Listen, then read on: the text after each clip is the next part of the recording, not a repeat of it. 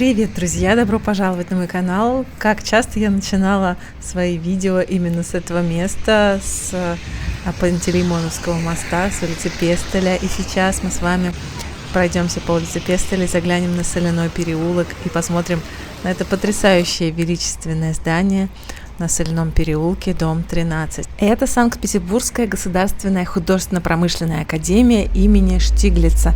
Недавно я была в Академии художеств на Университетской набережной, и вы мне писали: обязательно сходите в Штиглиц. Я сюда давно хотела, и я не могла не сделать это видео для вас. Стоит в пару слов сказать про отличия Академии художеств и Академии Штиглица. Академия художеств, где мы были на экскурсии 2 недели назад. Обязательно посмотрите это видео, если еще не видели.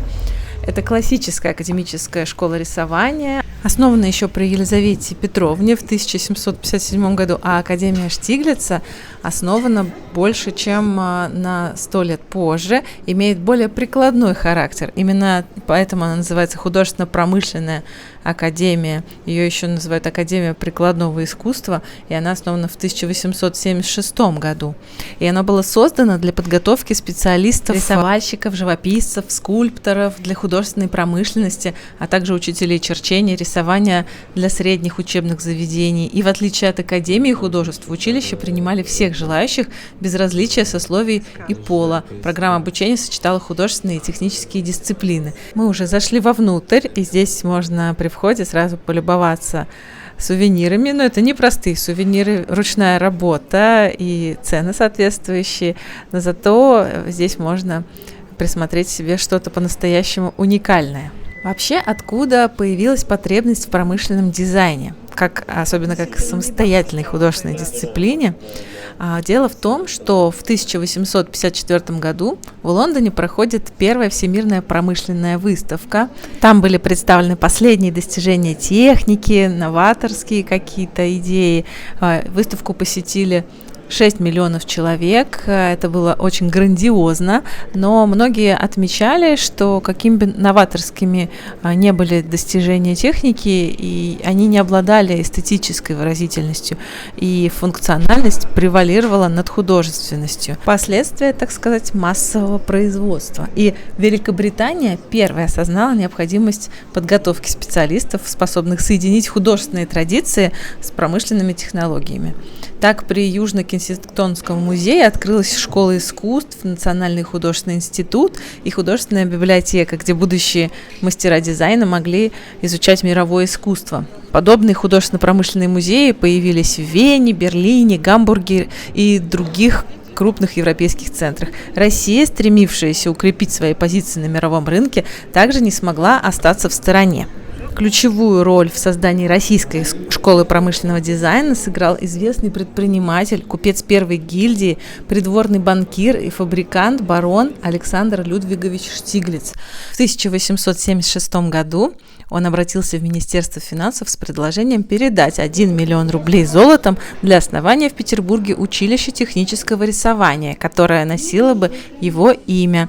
Уже спустя 3 дня император Александр II подписал документ, в котором выражалась особая благодарность за столь значительный вклад в развитие просвещения и искусства. Александр Людвигович не просто выделил средства на создание училища и его музея, но и лично курировал его деятельность, уделяя внимание каждой детали. Он оставался его бессменным попечителем и, предвидя необходимость долгосрочного финансирования, незадолго до своей смерти в 1884 году передал в управление внушительный капитал. По разным данным, эта сумма составляла от 6 до 10 миллионов рублей, проценты с которых должны были покрывать все будущие расходы учебного заведения. Таким образом, даже после кончины барона Штиглица его детище могло продолжать существовать и развиваться. И мы сейчас находимся в первом зале музея, называется он «Аванзал». Убранством этот зал очень похож на виллу Мадама в Риме. Она выполнена в стилистике итальянского возрождения. Вилла была построена по проекту Рафаэля в начале XVI века и оформлена была его учениками. Своды с такими яркими декоративными росписями опираются на колонны из натурального мрамора, и именно такой принцип мы видим в аванзале здесь. Вообще в этом музее можно встретить все возможные виды направления стиля прикладного искусства по всей планете, от античности до современности. На первом этаже по обе стороны от аванзала идут две малые итальянские галереи с красивыми сводами, и там расположено очень много предметов старинной мебели, посуды, фарфора. А следующий зал, в который мы с вами попадем, он производит самое яркое впечатление, пожалуй, его ласково называют теремок. Этот зал предназначен в Академии для отдела древнерусского искусства. Декор этого сказочного зала напоминает какие-то палаты, отсылает куда-то в Москву, в Кремль. Зал похож на русские жилые интерьеры того времени. Эти низкие расписные своды, расписанные золотом, красочная роспись, покрывающая все арки, своды, создает ощущение, как будто ты попал в какую-то сказку. Но это и правда, вот ты находишься в русской сказке. А сейчас мы с вами подойдем ближе к оконным проемам и посмотрим на их оформление. Кстати, плитка, по которой мы будем ходить все время, тоже отдельное произведение искусства. Так вот, оформление оконных проемов выполнено в керамике, представляете? Набрано из цветных изразцов, сделанных в том числе и студентами Академии Штиглица. Забегая вперед, скажу, что Академия Штиглица и, в частности, вот этот зал пережили две войны, Первую мировую, Великую Отечественную, но не пережили советское время и во времена Хрущева боролись с архитектурными излишествами и буржуазным наследием, и вот это все великолепие, вот эти все золотые росписи были просто закрашены белой краской. В 80-х годах занялись восстановлением старых росписей и аккуратно соскребали белую краску и восстанавливали росписи. И, по-моему, им это удалось. Через решетку можно посмотреть аккуратненько, как это выглядело примерно в хрущевские времена. Вот все закрашено белой краской. Это кусочек выставочного зала, который оставили как есть. И снова это керамическая плитка, потрясающая везде. А здесь представлены образцы мебели, которые стояли в старинных русских домах.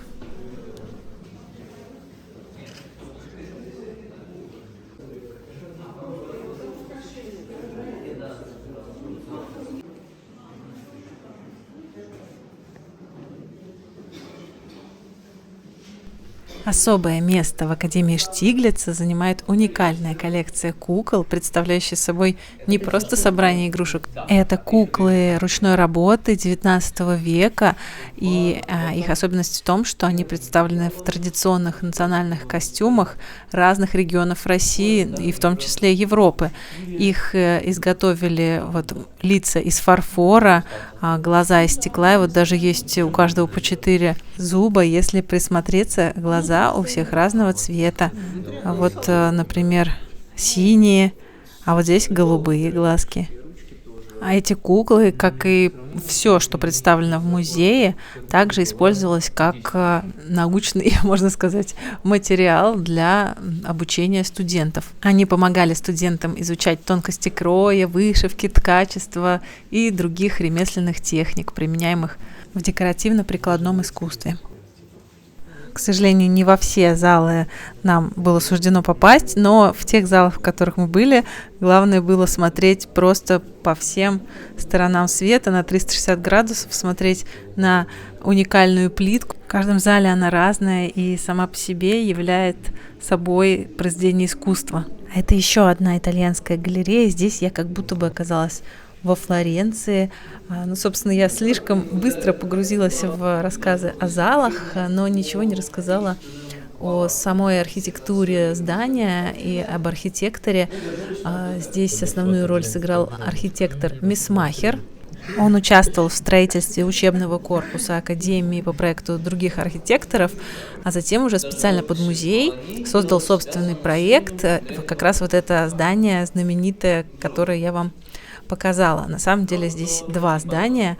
Один учебный корпус, другой музейный. И в учебный, к сожалению, попасть нам нельзя, потому что Собственно, он предназначен для обучения, и даже одним глазком туда заглянуть нам не удалось. Возведение вот этого музейного здания заняло целых 11 лет, и в облике самого здания, и не только во внутреннем убранстве, много угадывается эпохи Возрождения, много угадывается Италии и вообще Европы эпохи Возрождения. А вот это рельефное панно с росписью, таких два в этой галерее, это на самом деле роспись на конской коже. Раньше в Европе так даже отделывали дворцы изнутри, но потом от этой идеи позже отказались. А это забавная тарелка с рыбиной, это работа Бернара Палисси, к сожалению, не знаю, как правильно ударение. Его работа есть в Эрмитаже, в Лувре, он был очень известный мастер 16 века, фанат керамики. Палисси делал слепки с настоящих рыб, раковин, и поэтому они получались такими правдоподобными. Сейчас еще раз глянем на аванзал и пойдем, безусловно, главный зал этого дворца, можно сказать, хотя это не дворец, это академия, это главный выставочный зал. Сверху на нас смотрит сам Штиглиц, его статуя. В советское время, естественно, на этом месте стоял Ленин, и Сталин, потом опять Ленин, и только в 2011 году Штиглица вернули на его законное место. Если вы когда-нибудь побываете в этом зале, вы точно никогда его не забудете. Мне кажется, это одно из самых красивых мест во всем Петербурге. Этот большой двухэтажный зал по архитектуре напоминает внутренний двор какого-нибудь итальянского палаца, не меньше. Он создавался для проведения выставок студентов и преподавателей, и на момент постройки он был самым крупным не только в музее, но и во всем Санкт-Петербурге. Пространство зала обрамляет эффектная двухъярусная галерея, обеспечивающая удобный обзор экспозиции. Ее аркада служит основой для стеклянного перекрытия. Изначально внутренний купол был выполнен из витражного стекла. Вот этот кусочек, который мы с вами видим, это восстановленная уже часть, уже в 2000-х годах. Раньше таким был весь купол. Стены украшены фризом с барельефными портретами выдающихся художников, архитекторов и скульпторов. Кстати, вот эти люстры создавались для станции метро Автово, и кто там был, помнит, как она выглядит. Там все в таких стеклянных колоннах с стеклянной отделкой, делалось теми же мастерами на том же заводе. Но решили повесить туда, потому что почему-то на станции метро они не прижились. Элегантная мраморная лестница с изящными полудугами позволяет подняться на второй ярус, где очень много вот таких колонн, и все это придает такую монументальность этому месту. На стенах второго яруса мы видим копию знаменитого алтаря Зевса. Оригинальный алтарь, воздвигнутый правителями Пергамского царства еще до нашей эры в честь победы над галлами, был разрушен, а его фрагменты использованы в строительстве. В XIX веке немецкие археологи обнаружили остатки шедевра и вывезли их в Германию, где алтарь восстановили и выставили в Берлине. После войны советские войска перевезли его в Эрмитаж, но в 1958 году артефакт был возвращен Германии. Однако перед этим с него сделали гипсовую копию, над созданием которой работали молодые реставраторы, обучавшиеся в Ленинградском художественно-промышленном училище. Теперь этот слепок передан в Академию благодаря договоренности с Государственным Эрмитажем. Я не хочу знать, что будет, сделаю, как ты скажешь. Я не смогу, как все, ты мне не позволишь даже. Я не хочу знать, что будет, не хочу гадать по звездам. Дай мне знак, только знак, что еще не поздно.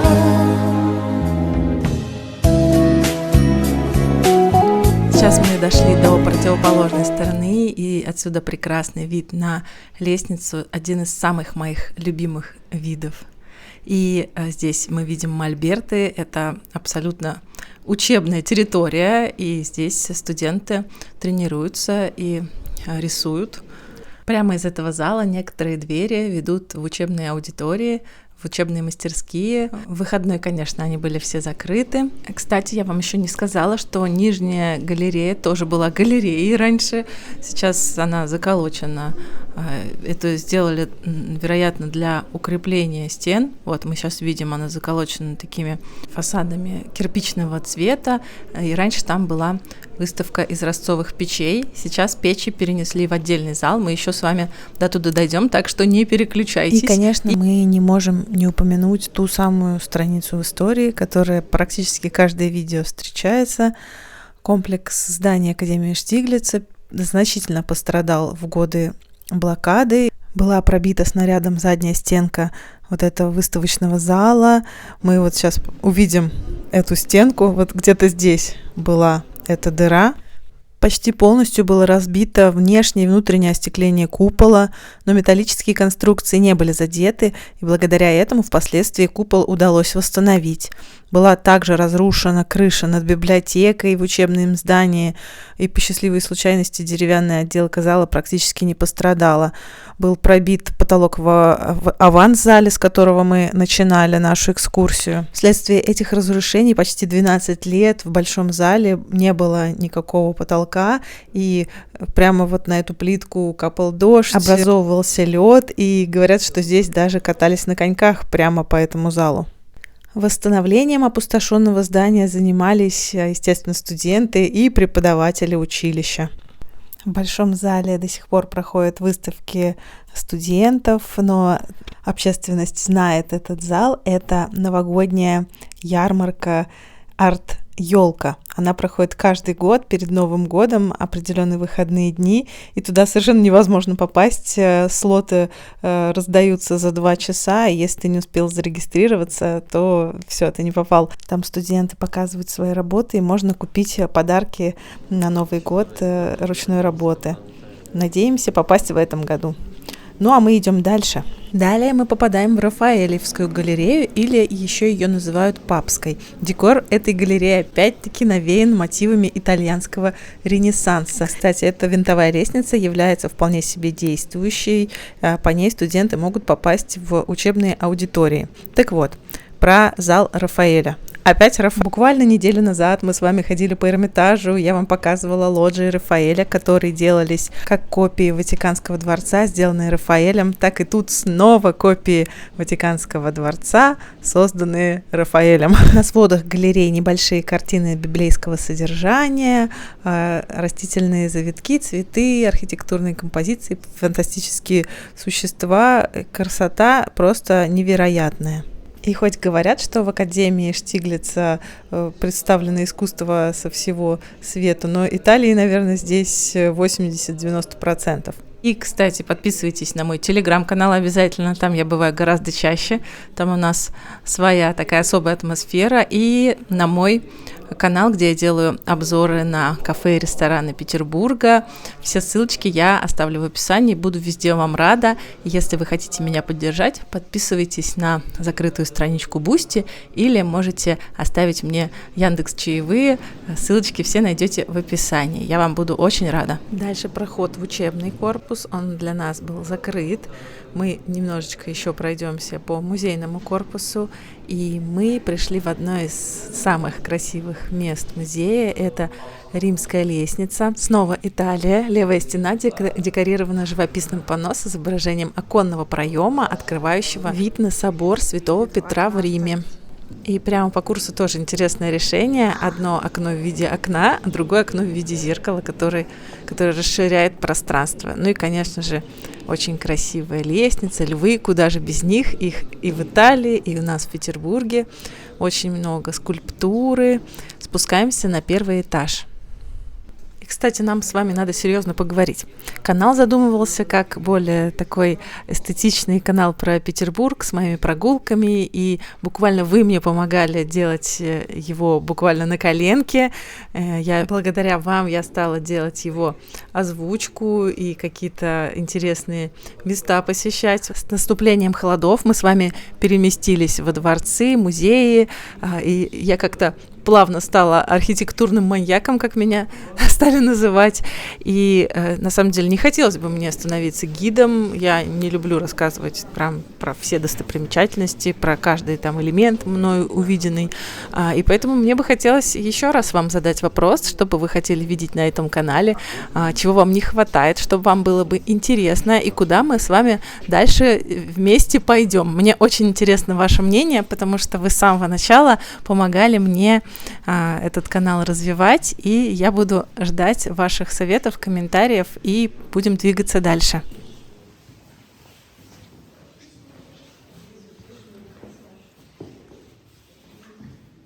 Мы идем дальше, нам осталось несколько залов. Вот здесь видно, что продолжается работа по реставрации, продолжают восстанавливать росписи стен, потолков, сводов, и этот процесс, видимо, затянется еще на долгие десятилетия. Сейчас мы попали в небольшую, по-моему, византийская комната, это называется. Здесь вход в кабинет директора этого музея, и здесь есть исторические такие сидения, на которых сидели первые смотрители музея. Считалось, что на них сидеть неудобно и негоже охраннику сидеть и отдыхать, скажем так. И мы с вами попали в зал Медичи. Здесь очень интересное такое зеркало в огромной раме с ангелочками. Такой интересный, массивный, деревянный то ли шкаф, то ли буфет с большим количеством фигурок, секретиков. По той причине, хотя бы, что у нас сложность. И не очень удачная учебная мозаика, потому что у этого человека получились 3 ноги, но его вот решили разместить вот в этом потаенном зале. И еще один потрясающий зал из изразцовых печей. Здесь большая коллекция изразцовых печей 17-19 веков. Такие печи стали появляться в 16 веке в княжеских домах и потом и в обычных жилых помещениях. Печи стали неотъемлемой чертой зажиточного русского дома, но на самом деле вот такие большие массивные печи, они не очень-то грели, они больше были для красоты. Вот смотрите, какие с колоннами, изображающие разные черты сельской жизни. Тут на каждой плиточке что-то, какая-то сценка из жизни. Даже говорят, что это такой древний Инстаграм. В каждом окошечке есть какая-то картиночка, и бывает, что вот подпись. Вот я делаю то-то, то-то я скачу на коне, тут я копаю огород. В общем, и тогда умели увековечивать себя и свой быт. Печи редко подписывались, но вот на одном из изразцов вот этой печи изображен монах, у которого свиток с надписью 1770 год, работа Трубицына. То есть это монах Трубицын подписал себя, увековечил вот в этой работе. Главное, чему он должен научиться, это колоть смальтом. Проходим в следующий небольшой зал. Здесь, конечно, бросается в глаза вот этот шкафчик. Он выполнен в технике маркетри, и вот эти белые элементы — это слоновая кость. Сделано супер рельефно, с таким объемом, с перспективой, с такими подробностями и детальками. Делался шкаф целых 13 лет. Попасть в Академию художеств не так-то просто, но и не так-то сложно. Достаточно заранее записаться на экскурсию и прийти сюда с экскурсией. К сожалению, походить просто так самостоятельно здесь не получится, потому что это все-таки учебное заведение, и в том числе музейный корпус, он тоже служит именно учебным целям. Но постарайтесь сюда попасть хотя бы с экскурсией и посмотреть все, что вам здесь нравится. Я с удовольствием сюда приду еще. Спасибо вам большое, что вы досмотрели это видео до конца. Не забудьте поставить лайк, подписаться на канал и подписаться на все, что у меня там в инфобоксе. Я вас буду очень ждать в следующих видео. До новых встреч. Пока-пока. Мой простуженный северный